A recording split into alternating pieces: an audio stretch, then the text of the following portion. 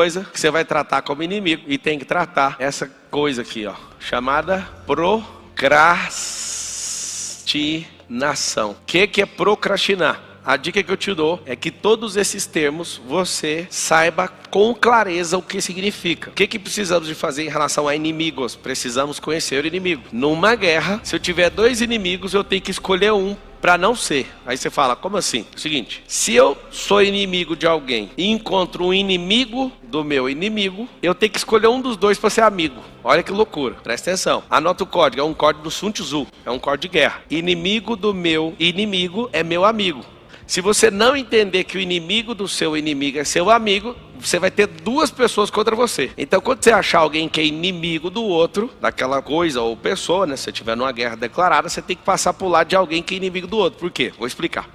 Fernando Henrique Cardoso sempre foi inimigo do Lula, sim ou não? Inimigo, entre aspas, né? Inimigo. A vida inteira, Fernando fala mal do cara. Geraldo Alckmin, a vida inteira, inimigo do Lula. Foi a vida inteira, não foi? Já viu ele abraçando o Lula alguma vez? O que você viu nessa eleição? Um cara que ficou de um lado e o outro, que é sedutor, sabe código de guerra. O que ele fez? Ele abriu mão, né, de conseguir as coisas sozinho e pegou todos os inimigos do Bolsonaro e fez com que esses inimigos do Bolsonaro, que também era inimigo dele, passassem a ser amigo dele. Então vocês vão fazer um triângulo assim, ó. Por que você tem que entender com clareza essas coisinhas aqui, ó. Essas coisinhas aqui, ó. Você tá nesse topo, você tem um inimigo de cá e aí aparece outro inimigo. Só que esse inimigo tá focado nesse, esse tá focado em você. E se você não juntar com esse aqui, você vai arrumar dois que vai arrumar pressão pro seu lado. Se você tiver vários inimigos e não entender essa teoria aqui de guerra, você vai encontrar no meio do caminho pessoas que de forma gratuita vão te atacar. O que você percebe aí que aconteceu na política e vai ficar bem claro para você? Na política, o Lula abriu mão de todos os inimigos, transformou todos em amigos e juntou a maior pressão que você já viu da história contra uma outra pessoa. E o Bolsonaro estava que jeito? Com políticos, quase ninguém do lado dele.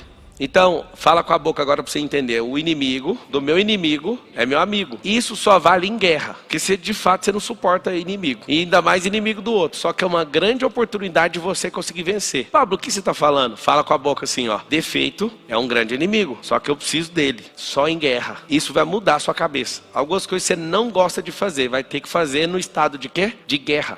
Como é que faz com a procrastinação? Primeira coisa que você tem que entender de procrastinação, entender com clareza. Então, qual é o significado? O significado de procrastinação, a ladra da alma. Procrastinação, significado, a ladra da alma. Então você tem três esferas, seu corpo, sua alma e seu espírito. Quem é a procrastinação?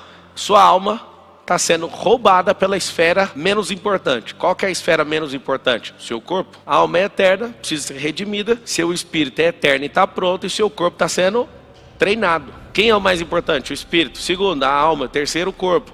O que é procrastinar? É quando o corpo, que é menos importante, que é o que dura menos aqui na Terra, está roubando a alma. É um furto ou um roubo. Já sei o que é. O que eu preciso fazer para parar de procrastinar? Responde para mim vocês. O que eu preciso fazer para parar de procrastinar? Tem que fazer o quê? Primeiro saber o que é. Tem gente que não sabe o que é procrastinar. Procrastinar é quando você deixa um ladrão entrar na sua casa. Sempre tem a clareza do significado. Depois você vai fazer o segundo passo. Crie uma analogia para te assombrar se for um inimigo. Então o que é uma procrastinação? Deixar uma pessoa entrar dentro da minha casa e roubar a minha casa e deixar dormir na minha cama. Você deixaria isso acontecer? Deixa assim. Quem ainda é ou até ontem era procrastinador? Levanta a mão. Dica para você parar de procrastinar. Algumas coisas precisam ser largadas, deixadas, canceladas, pausadas e foca só no que faz sentido. Quando você entender isso, a procrastinação vai diminuir, porque você está com uma vontade louca de fazer o quê? Fazer o tempo inteiro 1000 coisas e não precisa de fazer coisas para completar esse ciclo e subir o próximo nível. Então vamos resolver a procrastinação. Eu já sei, eu crio uma analogia, essa analogia se chama âncora. Vou anotar aqui as 3 coisas que vocês têm que fazer. Primeira, letra C, clareza. Já entendi com clareza? Clareza. Segundo, tenha clareza do significado. Segunda coisa que eu vou fazer, criar uma analogia. A analogia, e aí você pode escrever no seu caderno assim, ó, âncora. Vou escrever aqui para todo mundo depois chegar entender, ó. Clareza. Aqui, ó, âncora. O que é uma âncora? Uma âncora vai fazer você pegar um navio, bateu na ponte agora em Niterói. Esse navio soltou. Se ele tivesse ancorado e devidamente amarrado, ele não ia bater na ponte. O que é uma âncora? A âncora tem um sentido positivo e tem um sentido negativo. Quando eu tenho uma âncora no navio, esse navio não sai de lá. Então tem âncoras do passado que você precisa erguer pra você continuar navegando. Mas tem coisas que você precisa dar âncora, senão você passa do ponto. Então joga a âncora e aí você consegue consegue parar em alto mar, você consegue parar em algum lugar, tá? Eu quando vou pescar, né, em rio, eu levo às vezes uma coisa bem pesada, um sorte de carro e amarro uma corda, paro no meio do rio, jogo até encostar no chão e amarro. E eu pesco do meio do rio com a âncora. Eu consigo estacionar, mesmo no rio, uma corredeira, eu consigo parar o barco. Então tem âncora positiva, é a intencional. Eu quero fazer isso. Então como que eu crio uma âncora? Lembra sempre de fazer uma analogia. Tá até com A aqui, ó. A âncora é um metaframe, é um quadro na sua cabeça para você sempre lembrar e falar assim, dá para resolver. Aí você lembra dessa história. Quer ver? Eu vou lembrar uma âncora que eu já te ensinei. Lembra que... Alguém lembra de uma analogia que eu fiz sobre uma senhora de 300 quilos que fica num prédio? Ela é a âncora de quê? Escassez. Que seja, vocês acabaram de lembrar pela âncora. Aí o que acontece? Você é dono do prédio. Eu vou chegar nela aí. Vou chegar na escassez, que é uma forma de você não prosperar. Você lembra da escassez. Aí eu te falo, o prédio é seu, você chega na portaria, ela já não deixa você entrar. Você vai subir no apartamento mais básico que está no primeiro andar, ela também fica te acompanhando. Ela fica o tempo inteiro olhando. Quando você vence ela sobe pro segundo andar e deixa você ficar no primeiro. Aí você sobe pro segundo, ela fica te atormentando. E qual que é o lance? Olha a âncora, tanto que é forte. Eu vou fazendo ela subir, ela vai perturbando em cada nova subida minha. Só que na hora que eu domino o andar, ela fala, eu vou subir pro próximo. Aí eu vou subindo, até chegar no terraço. E ela vai continuar atormentando lá, até que você empurra lá de cima. O final dela é triste, né? Não fica com dó não. Porque se ela não tiver um final triste, você vai ter uma vida inteira triste. Ela vai sempre te controlar. É uma senhora de 300 quilos. Você sabe por que ela invadiu o prédio? Porque você não cuida. Como você não cuida do prédio, o que ela faz? Ela fala, deixa que eu cuido. Aí ela entrou sem autorização porque você era improdutivo. Acabei de falar âncora. Procrastinação. Procrastinação é um mendigo. E esse mendigo chega em você pedindo comida e atenção. Você dá, ele entra, dorme na sua cama, não toma banho. Esse mendigo te segura na cama todo dia. E esse mendigo é fedido. Eu quero que você lembre que você que deixou e você continua, porque você fica com dó dele. Pra você ver o tanto que dó é importante. E aí você fala, eu vou sair para trabalhar. Aí era só falar pro mendigo, vai pra rua, filho. É lá que é seu lugar. Você não quer tomar banho, você não quer trabalhar, você não quer mudar, você não quer fazer isso, você não quer fazer aquilo, você não quer fazer? Não, não quero. Então faz o seguinte, vai pra rua agora. Lá é o seu lugar. Só que aí você fica com dó. Aí você fala, não, eu vou ficar olhando, vai que ele rouba as coisas. Aí você não trabalha mais, não tem ideia mais, não faz nada que precisa ser feito, nem dentro de casa você estuda. Aí o mendigo gosta de ver seu rios. Ele gosta de ver o TikTok. Aí ele vai, abre o TikTok. Aí ele fica do lado. Aí, isso aí eu gosto. Essa é a âncora. Então, o que você tem que entender? Quando você descobre a clareza do significado, isso vai fazer você respeitar esse negócio ou não. Segundo, âncora é uma história. Eu crio a história e essa história, quando algo não me faz bem, eu tenho que criar uma história nojenta. Depois que eu faço a âncora, tenho clareza. Você vai colocar aqui, ó, tratamento. Como é que eu faço? Como é que eu faço o tratamento? Procrastinar. Deixo sempre para depois. Preciso de uma ferramenta. Como é que eu curo a escassez? Preciso de uma ferramenta. Pablo, dá para curar com a mente? Sim, mas para testar, a mente não testa. Aí tem que agir. Você se considera procrastinador? 77% das pessoas são procrastinadoras e 23% disseram que não. Então, se 77% de quem está assistindo aqui agora se considera procrastinador, qual que é o problema? Cadê o resultado que era para estar aí? Não tá, porque você não plantou, você não fez. O que é a procrastinação? É deixar para amanhã o que eu poderia ter feito ontem e estou remoendo no hoje. Por não corrigir o que está errado desde ontem e colocando na culpa da manhã. Ficou complexo, né? É mais ou menos assim. A procrastinação parece que ela é muito... É gastar o hoje por não ter feito ontem, prometendo fazer amanhã. E aí fica uma guerra para culpar alguém. O procrastinador, ele culpa ontem e põe a esperança na manhã, mas hoje ele não faz. O que eu tenho que fazer? Uma ferramenta de tratamento. Para tratar a procrastinação, eu preciso priorizar aquilo que faz sentido, as pessoas que fazem sentido, os projetos que fazem sentido. Vou explicar. Quando eu entrei, mergulhei de cabeça, corpo, alma e espírito na política, eu fui desconectando de tudo, porque eu sei o que ia acontecer. Eu ia ficar meia boca numa coisa e meia boca na outra. Eu não sou desse jeito. Quando você está dividido em coisas que não fazem sentido, você vai tentar distribuir energia e não vai conseguir aplicar em absolutamente nada. O que a gente tem que entender? O tratamento, ele vai funcionar desde que você seja severo. Pega a âncora e lembra sempre dela. Esse mendigo não entra na minha casa. Tem gente que é muito boazinha. Não, o mendigo pode morar aqui em casa. Você quer mudar de vida, mendigo? Não, vai pra rua. A senhora da escassez. Você sabe que ela nasceu para perturbar e tomar todo o imóvel seu, que você está improdutivo. Você vai deixar ela morar no prédio? Vai ou não? Então a primeira coisa chama-se procrastinação. O que eu faço com procrastinação? Eu tenho clareza, a ladra da alma. culpar o passado e o futuro e esquecer que dá para fazer no agora. Qual é a âncora? Eu te dei a âncora. Mendigo que não deixa você sair de casa. E você fica morrendo de dó dele. Você nunca mais vai esquecer. Qual que é o tratamento da procrastinação? Coloca num papelzinho tudo que você vai fazer, cancela o que não faz sentido. Nesse mesmo papel coloca pessoas que estão te atrapalhando. Vou te dar uma dica. A minha âncora lá atrás, quando eu aprendi sobre procrastinação, era o macaco. Olha o que são âncoras. Quando eu conheci o Marcos Paulo, eu fiz assim, ó. Eu queria bater 7 dígitos. Eu salvei o contato do Marcos 7D. Aí a gente bateu algumas vezes. Eu falei, agora eu quero bater 8. Eu mesmo fui lá e troquei o número dele. Marcos 8D. Depois eu peguei e mudei. Marcos 9D. E aí o que acontece? Pega o microfone ali. Marco Paulo, 10 em 10. Eu coloquei Marcos 7D, Marcos 8D, 9D. A gente bateu um 9D híbrido de 180 milhões de reais no lançamento. Aí o dia que a gente bateu, eu escrevi aqui, ó, Marcos 10 em 10, fazer 1 bilhão de reais no lançamento híbrido. Aí alguém fala, papo, você é perturbado. Todo mundo falava no 8D, no 9D. Vai falar sempre. Eu tenho problema com isso? Toda vez que eu vou achar o Marcos, eu digito 10 e aparece o nome dele. E eu uso âncora para tudo que eu quero fazer. Você perguntar para o religioso, a preguiça é um demônio. Se você perguntar para a pessoa que acorda todo dia e faz o que precisa ser feito, ela vai chamar de incompetência. O que é a preguiça? Eu te explico quimicamente. A preguiça é da forma química. Olha aqui para mim nesse sofá. Olha o que é a preguiça.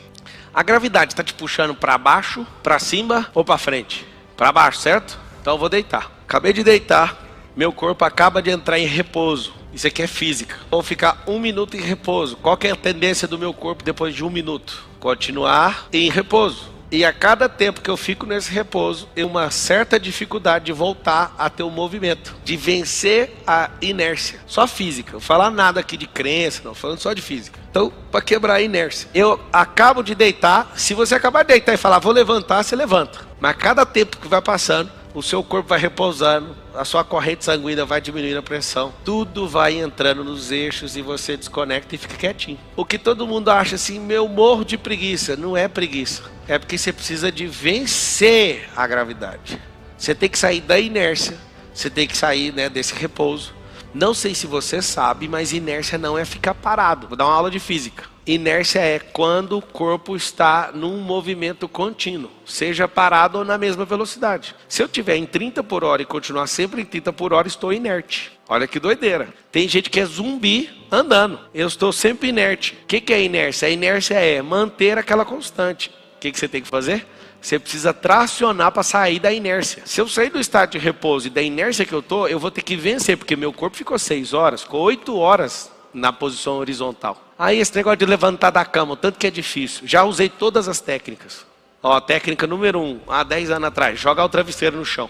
Aí eu não gosto de dormir sem travesseiro, o que eu vou fazer? Vou levantar para pegar o travesseiro. Outra técnica, jogar o lençol, jogar a coberta. Cansei de fazer isso. Técnica. Outra técnica, colocar o celular 3 metros de distância para ter que levantar por causa do despertador. Aí você vai levantar, né? Tem uma pessoa do seu lado, você não quer acordar, você levanta rapidão, desliga e fala, agora é a hora. Eu olho para a câmera e falo, eu volto ou não volto? Fala com a boca assim, ó, a preguiça é química. Vou falar outra coisa. Cada assunto tem um viés, tá? Por exemplo, toda vez que um religioso for tratar qualquer coisa, ele vai absurdamente chamar aquilo de demônio ou de coisa espiritual.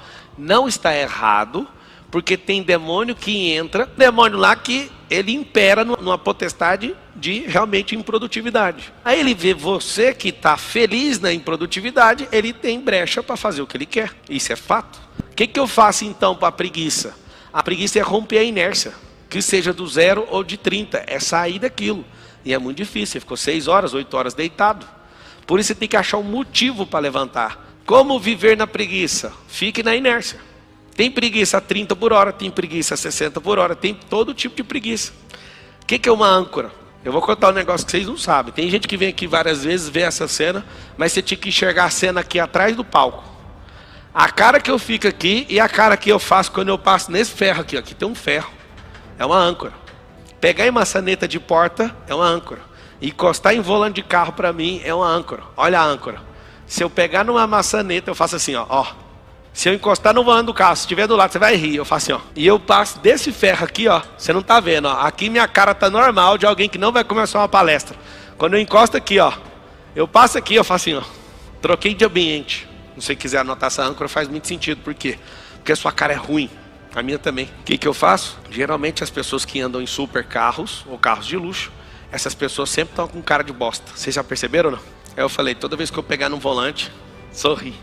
E o que incomoda todo mundo é falar, nossa, mas você é tão rico, mas tão gente boa. Ou seja, as pessoas têm visão errada de gente rica.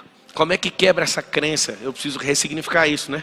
E eu dou conta de ressignificar na vida, todo mundo chega perto de mim, porque todo mundo fala, mas não é possível um cara igual você, trata todo mundo bem.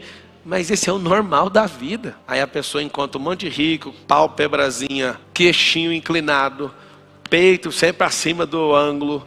A posição, sabe? A pessoa tem nojo disso. Mas você sabia o que mais atrapalha a pobreza é a riqueza inadequada? É a postura errada dos caras.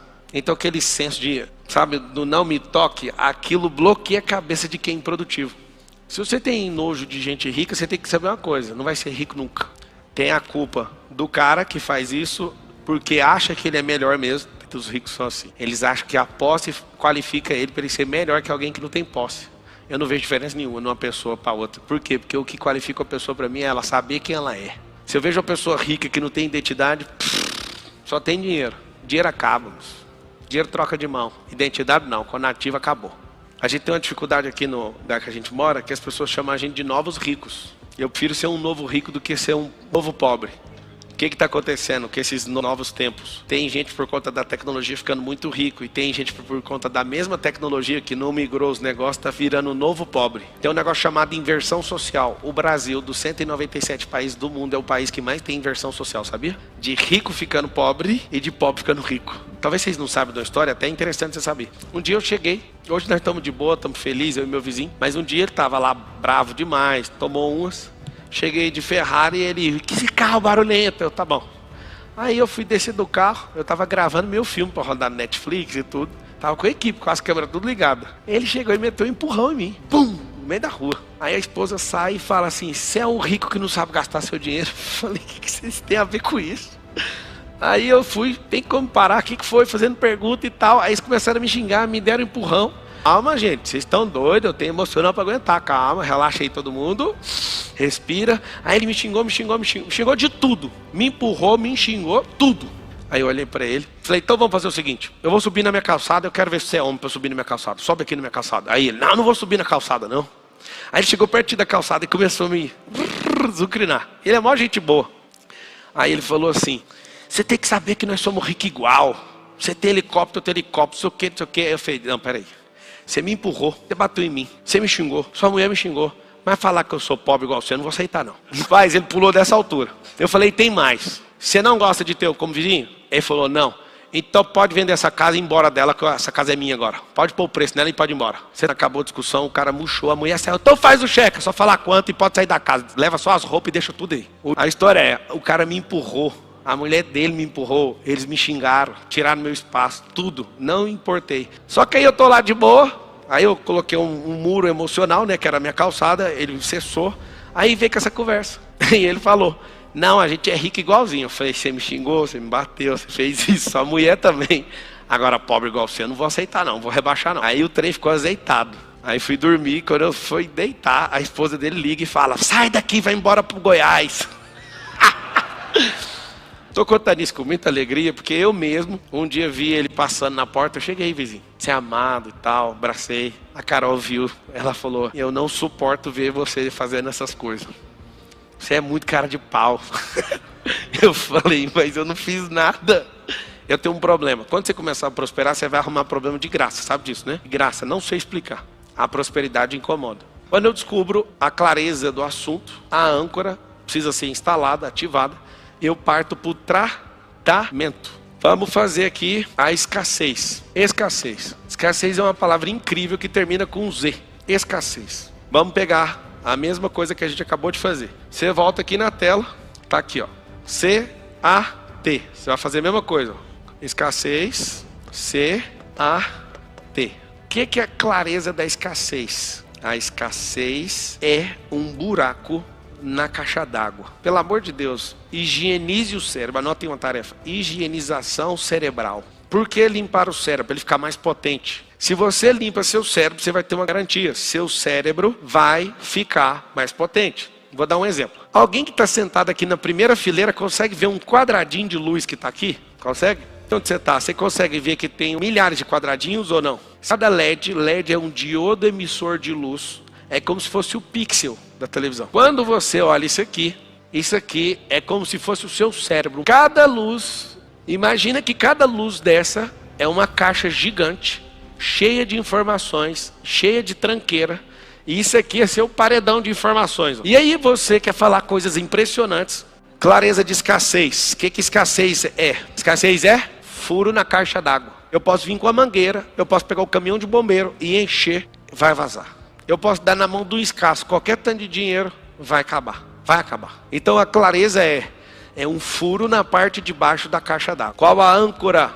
Escassez é uma bruxa de 300 quilos que tomou a administração do seu prédio por improdutividade. Não sei se você sabe, na lei, a lei autoriza invasão de propriedade privada. Você sabe disso ou não? Autoriza? Qual que é a destinação dos patrimônios privados? Claro que a Constituição Federal também defende, né, que esse patrimônio é seu. Você não paga os impostos do Estado para manter a responsabilidade social, pode tomar isso de você. Ele toma isso de você porque você não está contribuindo com a sociedade, mesmo que o patrimônio seja seu, ok? E se você vê que está em abandono esse negócio e ninguém tomou providência, tem gente que entra no imóvel, usa o Código Civil e pede uso campeão. Mas tem terreno sendo regularizado por improdutividade e abandono. O diabo toma sua vida por abandono. Um monte de gente invade imóveis urbanos e rurais por improdutividade. Gente folgada também toma sua vida. Porque ele olha para você, ele é seu amigo, fala, você não faz nada com sua vida, deixa eu cuido. Sua vida virou extensão da minha. É folga ou não?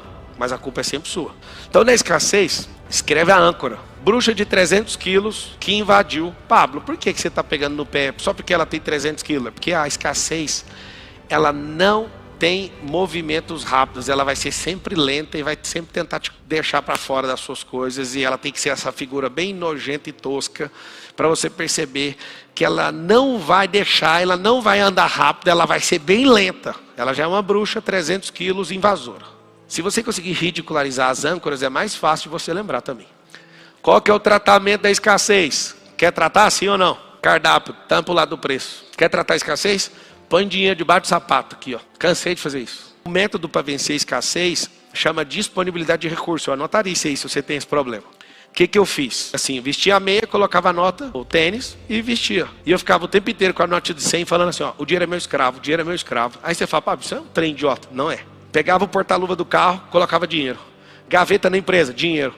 Todos os lugares, dinheiro. Todos os lugares, todos os lugares, todos os lugares, todos os lugares, tudo. Aí alguém fala, mas nem tem esse tanto de dinheiro. Põe nota de 2. Tem gente falando, eu queria pôr, mas não tem esse tanto de dinheiro, né? Isso é uma besteira que você está falando. Pega em notas pequenas, mas chama disponibilidade de recurso. Essa geração que anda com dinheiro de plástico mostra quanto você tem de dinheiro. A maioria não tem nem dinheiro lá dentro, tem o quê? Crédito. E crédito não é disponibilidade de recurso, tá? Por que eu estou pedindo para você fazer isso? Porque isso é um tratamento de escassez. Teve uma vez que eu fiz isso num treinamento, foi incrível. Tinha 40 pessoas, eu falei para eles, levem a nota de 100. E eles ficaram 4 dias comigo no treinamento. E aí o que acontecia? Todo mundo passava o treinamento com essa nota aí de baixo. Chegava uma hora que a pessoa entendia, ela arrancava e jogava o dinheiro em qualquer lugar, no meio da chácara onde era o negócio. E aí o que acontecia? Eu falava, você pode pegar seu dinheiro. Não, tô nem aí. E aí a desconexão era tão forte. Esses grupos prosperaram tanto. Porque quando você entende o que o dinheiro é, rola um desapego, você desconecta disso. E isso vira seu escravo. Pablo, se eu fizer direitinho, isso é um tipo de tratamento. O disponibilidade é um, colocar ele aqui vai fazer você entender que ele fica debaixo dos seus pés. Tem gente que coloca o dinheiro sempre aqui no olhar e está tomando a visão, dinheiro sempre na frente. Casar, dinheiro na frente, ele nem olha a pessoa, ele olha dinheiro. Ele vai relacionar com Deus, o dinheiro fica na frente, assim, ó. Deus me abençoa, senão eu não vou te servir. É mais ou menos assim a oração. Ele faz uma oração bonita, mas no final você acaba escapando assim, né? Sempre dinheiro. Ele vai casar com alguém, ele vai ter amizade com alguém, é dinheiro, tudo é dinheiro. Tem gente que tem dinheiro no nível do olhar.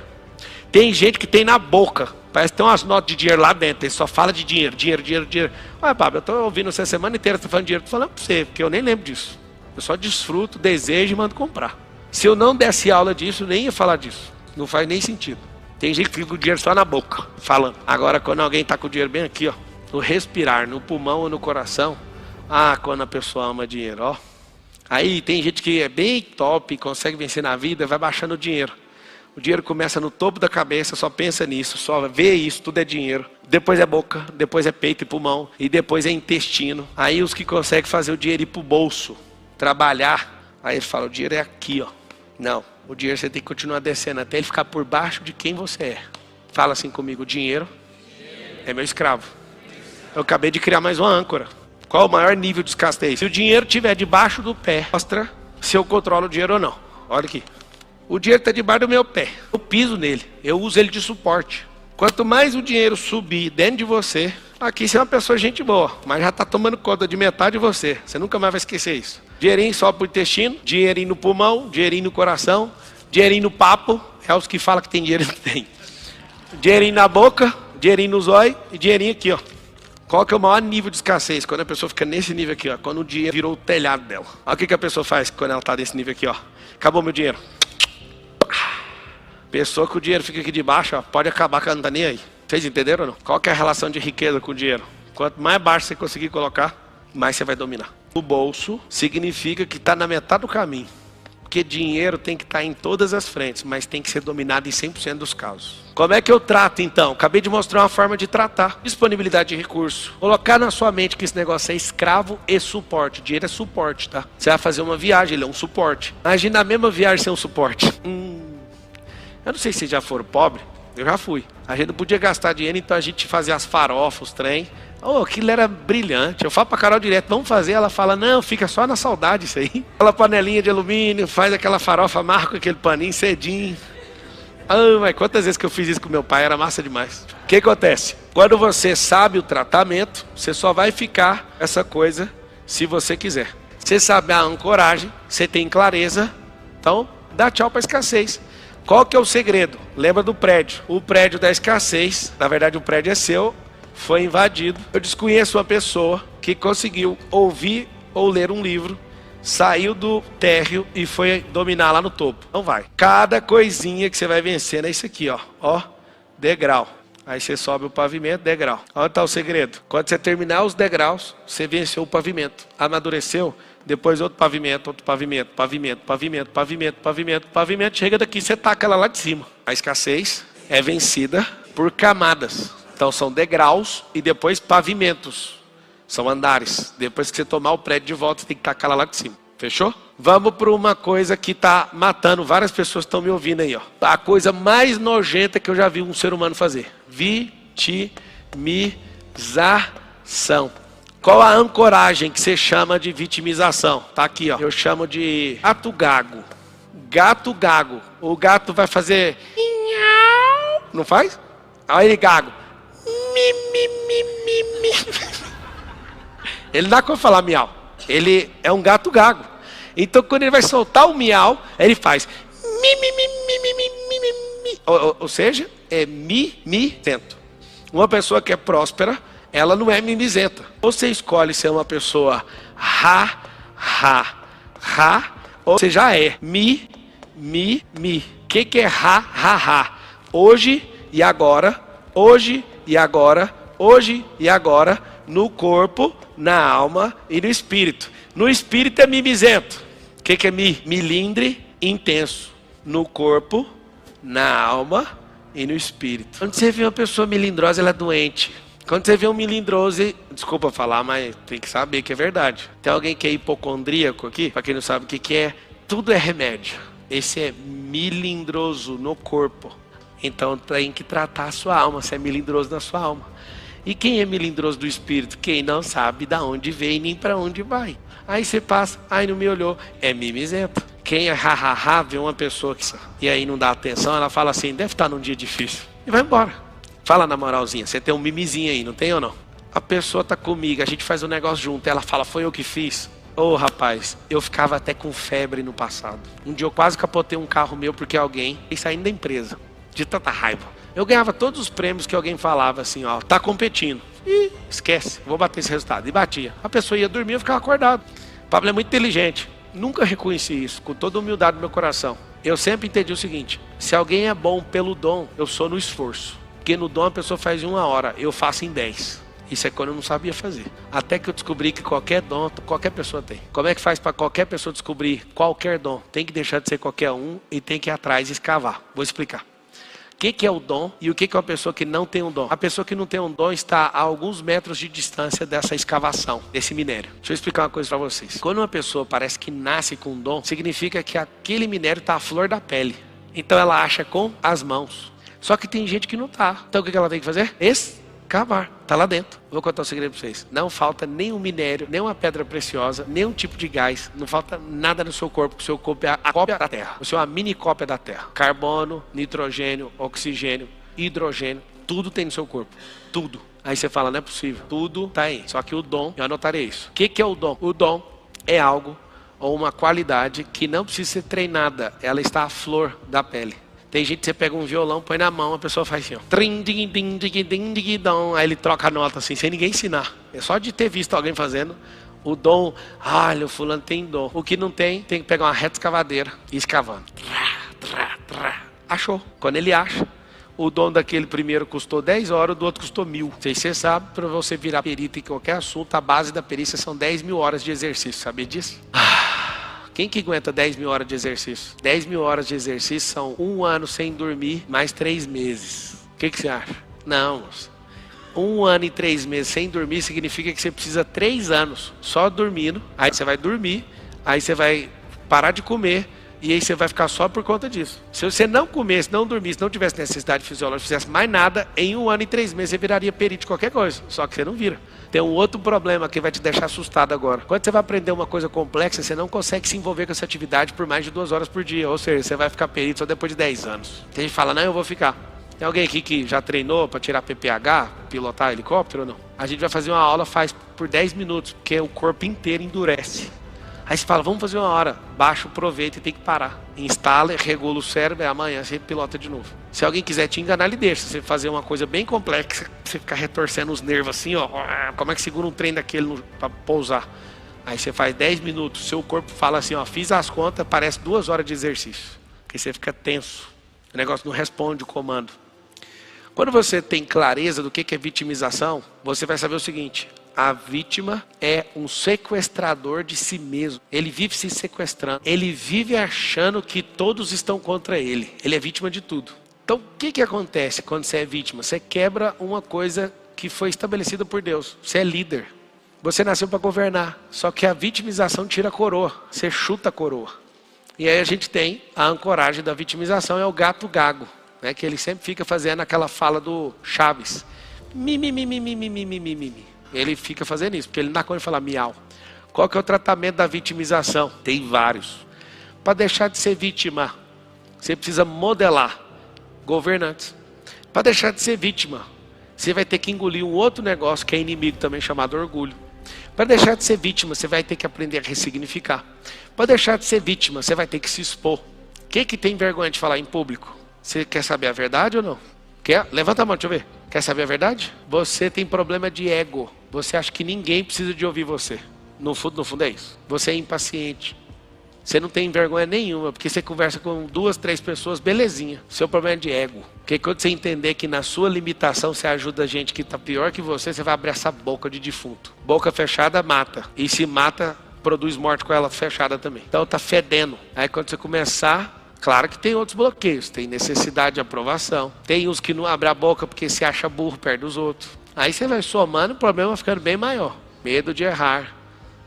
Então, a pessoa não tem medo de falar em público, ela tem medo de falhar em público e ser zoada. Aí tem drives mentais para isso. Coração acelera e tudo, é só um padrão de defesa. Quando você perceber que seu cérebro não deixa você fazer uma coisa... Ele não está querendo brigar com você. Ele está falando, bebê, eu te amo. Ele está falando isso. E aí você fala, é tão bom se sentir amado. Você entende que esse amor é uma mentira? Vamos entender o cérebro. Qual que é o objetivo do cérebro? Você sabe ou não? Sobreviver. Tem gente que tem filho, não é para cumprir o propósito, não é para treinar. É para continuar sobrevivendo a sua cadeia de DNA automática, inconsciente. E o mais engraçado é quando você é enganado com algum tipo de crença, você não quer ter filho. Seu cérebro fala, é bom mesmo, sabe por quê? Porque vai dar trabalho. Aí o seu cérebro vê mais vantagem em não ter filho, de forma consciente, do que o inconsciente querer reproduzir o DNA. Alguém coloca uma linha de comando na sua cabeça. É difícil demais ter filho numa geração dessa, sim ou não? Aí eu fui e criei outra linha, é aqui eu ensino, e vivo. O mundo tá ruim demais, porque você que é bom parou de quê? Reproduzir. Eu sei que algumas pessoas estão me assistindo e têm dificuldade de engravidar. Eu vou falar o que eu penso sobre isso. A pessoa que eu vi da minha convivência que não conseguiu engravidar levou 10 anos. Eu ajudava e falava, relaxa. Entenda que o interesse de você ter filho, em primeiro lugar, não é seu, é de Deus. Foi Ele que mandou você crescer, encher e multiplicar essa terra. Coloca isso na conta dele. Tem mulheres que não conseguem ter filho uma vida inteira. Aí ela vai lá, adota uma criança, relaxa no assunto e engravida. Significa o quê? Você pode sim. O fato de você não estar nesse exato momento conseguindo, isso é uma fase. E se milagre não existisse, o relaxamento existe. Mas eu acredito que o milagre existe, isso vai acontecer. Agora é muito duro, né? Você vê uma pessoa que não pode ter, o que ela mais quer é ter um filho. É o que pode ter, cai em conversa e não quer.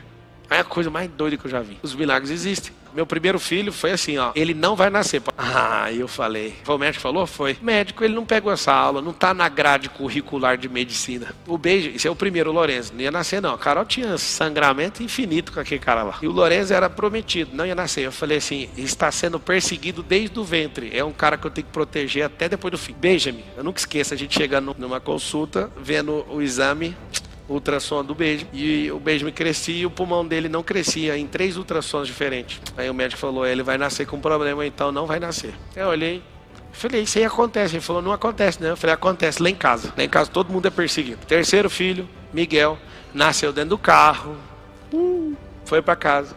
Do nada, o homem apaga. Chega com o coração parado no hospital. A Carol ficava doida, nós fomos pra UTI. Eu tenho que entender que todo mundo carrega uma promessa. E alguém que entende que essa promessa ela vai explodir e vai afetar milhões de pessoas, alguém quer impedir isso. E eu estou falando isso para trazer agora algo especial dentro do seu coração. Pensa que você são essas crianças pequenas e alguém não cuidou de vocês. Alguém não foi por vocês. Só fizeram vocês sobreviverem para chegar até agora. Vocês são os maiores problemas que essa geração ainda não conhece. Na hora que vocês começarem a explodir de verdade, vocês vão ver o quão grande vai ser o afetamento e a libertação e a desalienação de pessoas nessa geração. Eu quero que você me assista por um único motivo. Descobrir quem você é, desbloquear essa cabeça velha, travada e cumprir o propósito da sua vida. Você não sabe o que você vai fazer.